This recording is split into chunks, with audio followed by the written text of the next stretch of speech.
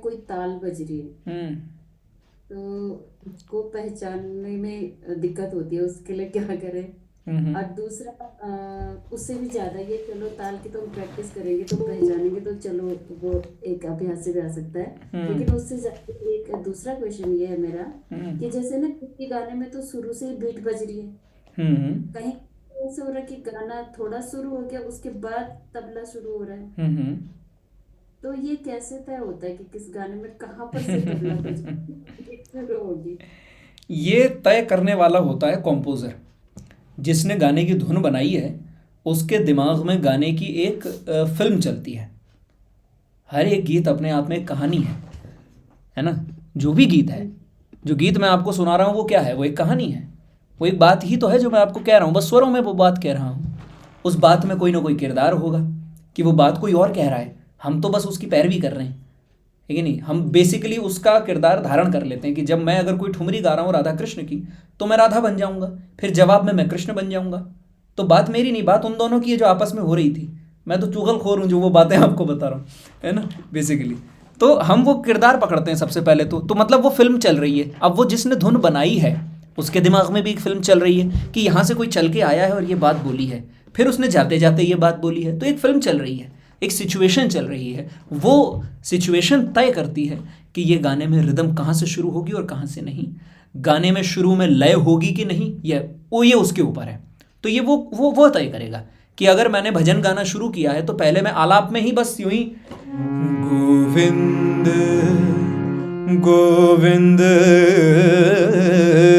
गाओ, गोविंद गाओ, गोविंद गाओ, ये मैं आलापचारी में ही गोविंद गोविंद गाओ कर रहा हूँ। अभी ताल नहीं शुरू हुई है क्योंकि मेरा मन है कि ऐसे ही मुझे आलापना है। फिर मैंने रिदम वाले को इशारा कर दिया कि भाई शुरू कर, गोविंद गोविंद गाओ मन, गोविंद। यहां से मैंने रिदम शुरू कर दी। इसका कोई पैमाना नहीं है, ये हमारे हाथ में है, ये स्वतंत्रता है कि आप चाहो जहां से रिदम, ये धुन बनाने वाले पर है। और आप गा रहे हो तो आपकी, ये धुन पिताजी की, ये शब्द पिताजी के, आप गा रहे हो, ये आपका।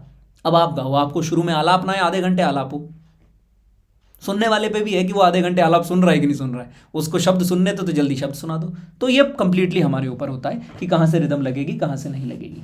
दूसरा, इसी से जुड़ा एक और सवाल मैं आपसे इसमें ऐड कर देता हूँ कि कई बार गाने में ताल नहीं बज रही है पर गाना लय में शुरू हो चुका है। यानी वहाँ तबला नहीं बज रहा है, लेकिन वहाँ लय बन चुकी है गाने की। ताल बाद में शुरू हो रही है, उससे पहले किसी दूसरे इंस्ट्रूमेंट से लय दी जा रही है, दिदिन दिदिन दिक ता ता चिक दिदिन। ये रिदम कितनी देर बाद शुरू हुई, लेकिन गाने में लय बन गई थी, दे दे ता तक दिंग ना ता चिक दा ना। ये रिदम बाद में शुरू हुई, यानी तबला बाद में शुरू हुआ, लेकिन गाने में लय पहले शुरू हो चुकी थी। अब वो भी कंपोजर के दिमाग पर है कि उसको कहाँ से रिदम शुरू करनी, कहाँ से नहीं करनी। ठीक है। और क्या सवाल था आपका? गाने में ताल कैसे पता की जाएगी? ताल जब पता आसानी से तब पड़ती है जब फिजिकली अपने हाथ की बजी हुई हो। ये मेरा एंड वाला जवाब है।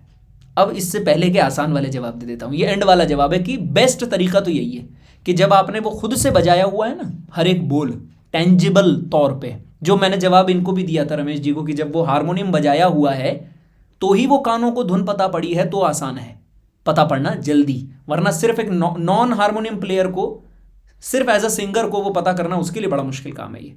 है कि नहीं? एक इंस्ट्रूमेंट जानना जरूरी है। तो यही जवाब ताल के लिए भी मेरा अंत वाला जवाब है। अब आप बोलोगे भाई साहब तो क्या क्या तबला सीखे बैठ के क्या है, हाथ ही मारते रहे उस पर, इतना टाइम लग जाएगा, हारमोनियम सीखने में इतना टाइम लग गया, गाने में इतना टाइम लग गया, आप तो एक नया सब्जेक्ट बता रहे हो। तो उसका दूसरा जवाब मेरा ये रहता है कि बोलों के साथ रिश्ता बनाओ और बोल पहचानने की कोशिश करो। है कि नहीं? जो मैंने एक वीडियो आपको भी भेजा था, यूट्यूब पर भी है, कि ताल में बोल कैसे पहचाने जाते हैं, जो बोल हैं उनको कैसे सुनाई देते हैं, कि ता बजता है तो कैसा साउंड आता है, तिन बजता है तो कैसा साउंड आता है। ये जब बार बार आप अपनी जबान से भी बोलोगे तालों के बोलों को, तो ये साउंड कानों को पता पड़ेगा। है कि नहीं? जब वो ताल के बोल बार बार आपकी जबान से निकल रहे हैं तो वो साउंड कानों को फेमिलियर हो रहा है। जब वो साउंड कानों को फेमिलियर हो रहा है, तो जब वो साउंड कहीं और से निकलेगा तो भी तो पता पड़ जाएगा। वो साउंड से अपने आप को आदी तो बनाओ। अभी तो ये हमारी वोकेबलरी में ही नहीं है, धा तुम तक त्रिट, ये क्या है? ये शब्द निरर्थक है हमारे लिए, तो पता कैसे पड़ जाएंगे? है कि नहीं? जब वो साउंड हमारी वोकेबलरी में आएंगे। इसीलिए आपको तालें सिखाई जाती हैं कि 3 ताल बोलो भैया, धा देन देन दा देन देन दा तेन तेन ता देन देन दा, है ना। फिर इसका वेरिएशन सिखाया जाएगा कि धा देन देन दा दिन दिन दा तेन तेन ता दिन दिन दा। अब ये क्या करवाया कि एक एक बोल को डबल करवाया।